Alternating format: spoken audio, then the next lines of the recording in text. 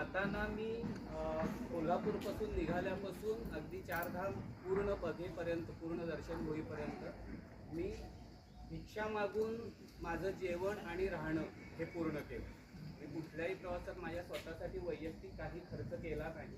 जे मी पैसे नेले होते ते मी दानपात्रात, जिथे मंदिरामध्ये किंवा धाब्यामध्ये जिथे थांबेल तिथे, आता आजकाल धाब्यामध्ये सुद्धा गोशाळेसाठी दानसाठी हे असतं, तर त्यामध्ये म्हणा किंवा मंदिरामध्ये दानपेटीमध्ये पैसे मी दान करत मी पुढे चाललो होतो. आणि ह्या सगळ्या प्रवासामध्ये सगळ्यांचं सहकार्य लागलं. मुख्यतः माझ्या सायकलवरती मी अखंड भारत बलशाली भारत हा संदेश लिहिला होता, भगवा ध्वज लावला होता.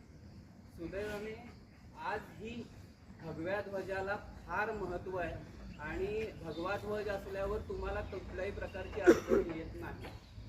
मी कोल्हापूरपासून निघाल्यापासून UP बॉर्डरपर्यंत मला काही त्रास नाही. UPमध्ये शिरताना किंवा रादर UPमधला जो मुस्लिम बेल्ट आहे तिथे शिरताना काही प्रमाणामध्ये असं सांगण्यात आलं होतं की आज तुम्ही भगवा ध्वज लावून व्यवस्थित फिरू शकता. 15 वर्षापाठीमागे ही परिस्थिती तिथे नव्हती. किंवा मधला काही भाग हा आपण चंबळचं पोरं येतो त्याला म्हणतो, तो मधला काही भाग लागतो.